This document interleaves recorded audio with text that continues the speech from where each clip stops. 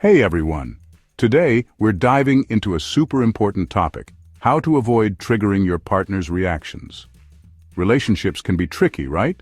It's like trying to parallel park in a tiny car with someone yelling directions from the sidewalk. Stressful. But with a little understanding and some humor, we can all get better at this. Think of it like learning a new dance move, except instead of stepping on your partner's toes, you're learning to sidestep those emotional landmines. So let's get started. Okay, first things first. Let's talk about triggers. These are the emotional landmines that can turn a simple conversation into a full-blown argument. Now, I'm not talking about the kind that make confetti explode, although those are fun.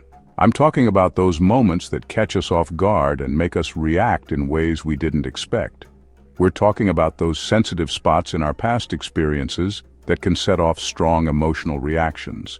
These are often rooted in our childhood or past relationships. You know, like when you accidentally leave the toilet seat up and your partner reacts like you just painted the living room beige. It's not about the toilet seat, it's about what it represents. Triggers can manifest in all sorts of ways, from arguments to silent treatments, to maybe even hiding the TV remote. Hey, we've all been there. These reactions are often automatic and can feel overwhelming. It's like that feeling you get when you think you lost your phone, but it's just in your back pocket. Panic for no reason. Our minds can play tricks on us, making small issues seem like huge problems. Common relationship triggers? Oh, honey, we've got a whole laundry list. Criticism, past experiences, unmet expectations, and even the way we communicate. It can all be a recipe for disaster. Even the way we communicate, it can all be a recipe for disaster. Misunderstandings can escalate quickly if we're not careful. It's like trying to make a cake with salt instead of sugar. It just doesn't end well. The ingredients matter, and so does the way we mix them together. Now, here's where self-awareness comes in. It's the secret ingredient to navigating these emotional minefields. It's like looking in the mirror before you leave the house. You want to make sure you're presenting your best self to the world. You want to make sure you're not walking around with spinach in your teeth, right? Self-awareness helps us catch those little things before they become big issues. Well, in relationships, self-awareness means recognizing our own triggers and how they impact our partners. It's about taking responsibility for our own emotional reactions. It's about understanding why that toilet seat being up sends your partner into orbit. When we understand our triggers, we can communicate more effectively and build stronger, healthier relationships. All right, let's talk about active listening. It's one of the most crucial skills in any relationship, yet it's often overlooked. Many people think they're good listeners, but there's a big difference between hearing someone and truly listening to them. And no, this doesn't mean nodding along while you're scrolling through your phone. It's about giving your full attention to the person speaking, showing them that what they say matters to you. Active listening is like watching your favorite movie. You're fully engaged, paying attention to every detail, even the funny little noises the actors make. You wouldn't want to miss a single moment, right? It's about truly understanding your partner's perspective without judgment. This means putting aside your own thoughts and feelings for a moment to really hear what they're saying. Think of it like trying to understand a foreign language. You wouldn't just assume you know what they're saying. You'd make an effort to learn and comprehend. You wouldn't just start yelling random words and expect them to understand, right? Communication requires patience and effort. You'd listen, you'd observe, and you'd try to make sense of it all. This is the essence of active listening, being present and engaged. Empathy and validation are key here, people. It's about putting yourself in your partner's shoes and acknowledging their feelings. It's about acknowledging your partner's feelings and validating their experience. This doesn't mean you have to agree with everything they say, but you should respect their perspective.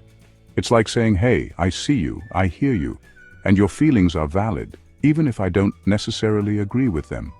This can make a world of difference in how your partner feels. And of course, we can't forget about clear and assertive communication.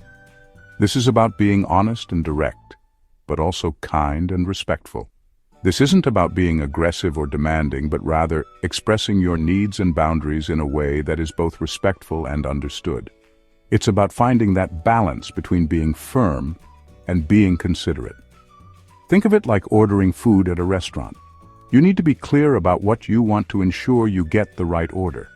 You wouldn't just mumble something under your breath and hope for the best. Clear communication is essential. You'd be clear, concise, and maybe even throw in a smile for good measure. This approach not only helps you get what you need, but also fosters a positive and respectful interaction.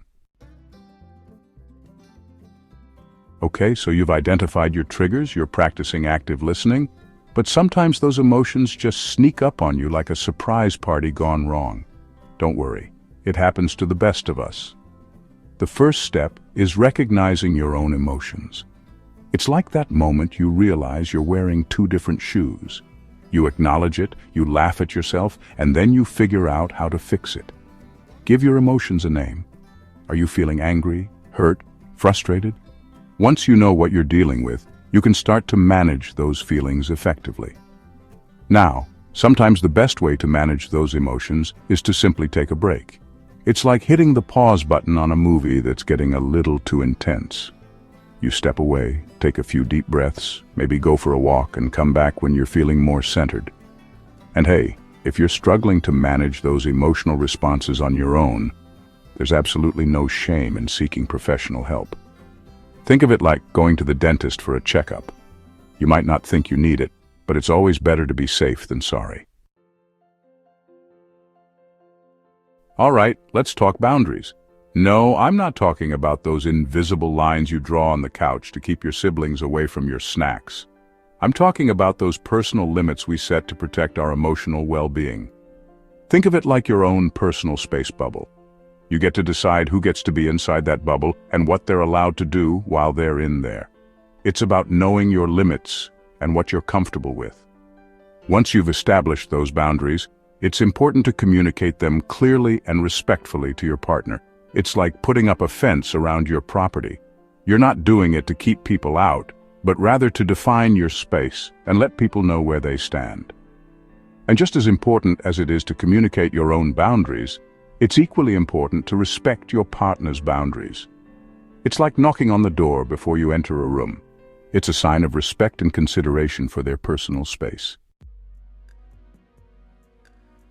So, we've covered a lot of ground today, from understanding triggers to building healthy boundaries. These are essential steps in creating a strong and resilient relationship. But there's more to it than just understanding and setting boundaries. But at the end of the day, it all comes down to strengthening your relationship. This means putting in the effort to connect on a deeper level, to understand each other's needs and desires, and to support each other through thick and thin. Think of it like building a love shack that can withstand anything life throws your way. Just like constructing a sturdy house, a strong relationship requires a solid foundation, careful planning, and ongoing maintenance. One of the best ways to strengthen your relationship is to focus on the positive. Celebrate the good times, laugh together, and create joyful memories. These moments of happiness will act as the glue that holds you together during tougher times. It's like watering a plant. Just as a plant needs water, sunlight, and care to grow, your relationship needs attention, love, and nurturing to thrive. The more you focus on the good stuff, the more it will grow and flourish. By nurturing the positive aspects of your relationship, you create a strong and vibrant connection that can weather any storm. Make an effort to appreciate your partner, celebrate their successes, and acknowledge their efforts. Small gestures of appreciation can go a long way in making your partner feel valued and loved. Cherish those little moments that make your relationship special. Whether it's a quiet evening together, a shared joke, or a simple touch, these moments build intimacy and connection. Trust and respect are the foundation of any strong relationship. Without these, it's difficult to build a lasting connection. Trust is earned through consistent actions and honest communication. It's like the concrete slab your love shack is built on. A strong foundation of trust and respect will support your relationship through all of life's challenges. Create a safe space for honest and open communication.